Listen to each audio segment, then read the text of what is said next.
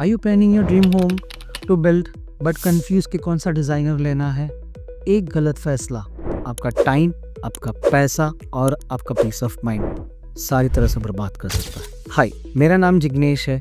मैं हूं project execution expert. मैं आपको हेल्प करूंगा कैसे इंटीरियर डिज़ाइन को सिलेक्ट करना है step by step with 7 part of process. Part 1, understand your own requirement. किसी भी डिज़ाइनर को रीच आउट होने से पहले आप अपने आप में क्लैरिटी लाइए कि आपको करना क्या है, वेदर फुल होम या पार्शियल होम इंटीरियर डिज़ाइन। उससे ज़्यादा आपको ये समझना होगा कि आपको बजट आपको कितना फ्रीज करना है, उसके बाद timeline, whether you have to do in 30 days और 60 days, and last not the least आपको थीम, कि आपको थीम में फ्रीज होना पड़ेगा कि कौन सी थीम आपको पसंद आ रही है।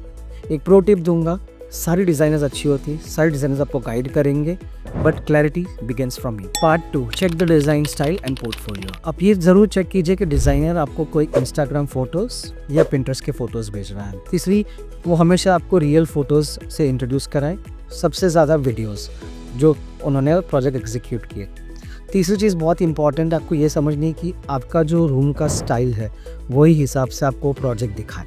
अगर आपका एल शेप हॉल है तो एल शेप दिखाइए, रेक्टेंगल है तो रेक्टेंगल दिखाइए। चौथी सबसे ज़्यादा इंपॉर्टेंट चीज़ आपको ये समझनी होगी कि कस्टमर की फीडबैक, जो उन्होंने प्रोजेक्ट फिनिश किए उनके फीडबैक्स आप ज़रूर बात कीजिए। Pro tip, do I like the design sense?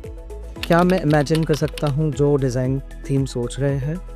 तीसरी सबसे ज़्यादा इम्पॉर्टेंट, क्या मेरे प्रॉब्लम सॉल्व हो रहे हैं सारे जो मेरी रिक्वायरमेंट थी, like in living room, hall. और एक चीज़ इंपॉर्टेंट बताता हूँ, रेंडर्स आर और ओनली फॉर द एक्सपीरियंसेस की डिज़ाइन स्पेस कैसे लगने वाले हैं। पार्ट 3, टू आस्क कि ओनली डिज़ाइन कराना है या डिज़ाइन एंड बिल्ड करवाना है। ओनली डिज़ाइन में क्या होता है यूजुअली कि डिज़ाइन अपना डिज़ाइन प्रोड्यूस करता है, and then you have to bring your contractors, and then contractors and labours के साथ में you have to do the work and execute the project. सबसे ज़्यादा पेन है no project control, no cost control, and सबसे ज़्यादा important, quality may get happen. Design and build के advantage ये है कि आपका प्रोजेक्ट, आपके टाइमलाइंस, आपकी कॉस्ट, आपके सारे पूरे यूनिट, एक जो भी आप फाइनल कोटेशन डिसाइड करते हो वो सारी क्लोज हो जाएगी, आपका कॉस्ट एस्केलेशन नहीं होगा। Part 4, understand the technical knowledge of the designer. आप ये ज़रूर अंडरस्टैंड कीजिए कि उनकी सारी कैपेबिलिटीज़ क्लियर है related to the technical skills, जैसे उनको इलेक्ट्रिकल के लेआउट के बारे में पता होगा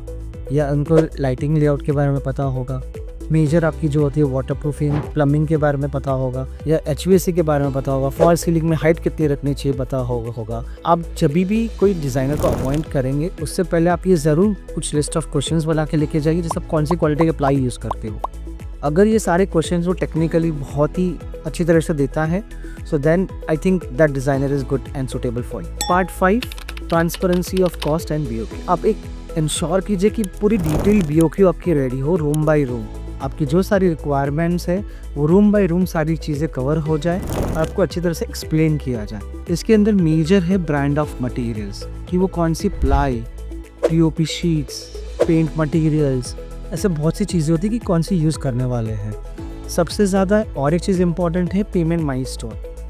जैसे अगर आपका 10 लाख का प्रोजेक्ट हो रहा है तो कौन से स्टेज में मुझे कब कब पैसे देने हैं, ये चीज़ें ज़रूर आप आइडेंटिफाई कीजिए।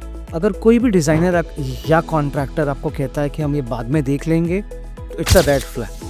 बाद में कुछ नहीं होता है, उसी डे पे आप डे पे सारी चीज़ें क्लैरिफाई कर लीजिए। अगर आप जानना चाहते हो कि पेमेंट माइलस्टोन कब कब होनी चाहिए तो मुझे DM कीजिए, मैं आपको सारी पेमेंट माइलस्टोन पर्सनली भेज दूंगा। Part 6, site execution and site supervision. जब भी आप प्रोजेक्ट अवार्ड करते हो कहीं भी इंटीरियर डिज़ाइनर को या कंपनी को, आप प्लीज़ ये सवाल ज़रूर पूछिए कि who will be my project manager और साइट सुपरवाइजर। आपको ज़रूर एक बार उनसे मिलना चाहिए। अब ये भी पूछना चाहिए कि जो प्रोजेक्ट टीम है या जो लेबर्स है वो हमारे ऑफ कॉन्ट्रैक्ट है या उनके पेरोल पे है, how they will manage, plan of action क्या है। आप ये भी पूछिए कि वो कितने बार मेरे साइट विजिट करेंगे, कब करेंगे, और माइलस्टोन्स क्या क्या होगी, जैसे अगर वो जो टाइमलाइन बता रहे 30 डेज 60 डेज, तो प्रोजेक्ट कब फिनिश करके देंगे। एक अपना लिस्ट ऑफ क्वेश्चन सिंपल बना लीजिए एंड उनको टेस्ट कीजिए। Part 7, contracts, warranty and after sale service. Before signing the contract आप ये ज़रूर चेक कीजिए आपके सारी चीज़ें एग्रीमेंट में लिखी हुई हैं। स्पेशली वारंटीज़ के मामले में कारपेंट्री और हार्डवेयर की कितने साल की वारंटी कवर हो चुकी है, उनसे ज़्यादा डिफेक्ट लायबिलिटी क्या है। जैसे फॉर एग्जांपल आप फुल होम अगर किसी को दे रहे हो तो कौन सी चीज़ें कब ख़राब होगी तो आप कब सर्विस करने आओगे। लास्ट नॉट द लिस्ट ये चेक करना है कि प्रोजेक्ट टाइमलाइन कंप्लीशन रिपोर्ट क्या है, कॉमन मिस्टेक्स टू अवॉइड। आपने 4 कोटेशंस लिया, जो आपको सस्ता आया आपने उनको ऑर्डर दे दिया, ये बिल्कुल ना कीजिए। इंस्टाग्राम्स के बेसिस पे आप ऑर्डर ना दीजिए विदाउट चेकिंग द क्लाइंट के फीडबैक्स। पर्सनली जाके मिलिए और उनसे ज़रूर चेक कीजिए कि ये कैसा है वेंडर। आप ये इंश्योर कीजिए कि जो भी कोटेशंस आप और BOQs आपने बोला है वो सारी चीज़ें रिटर्न में हाईलाइट हो रही है और उनका कॉस्ट कंसिडर किया हुआ है। विदाउट दैट फैक्टर्स आप ऑर्डर मत क्लोज कीजिए। Please choose your right interior designer, makes your life stress free, functional and beautiful for the years, and make sure if you like this video very helpful तो like, share and subscribe। and आपको कहीं पे भी कुछ query चाहिए related to your interior designer, please आप comment section में drop कीजिए या DM कीजिए। I'll make sure मैं आपको reply करूँ। Thank you, bye।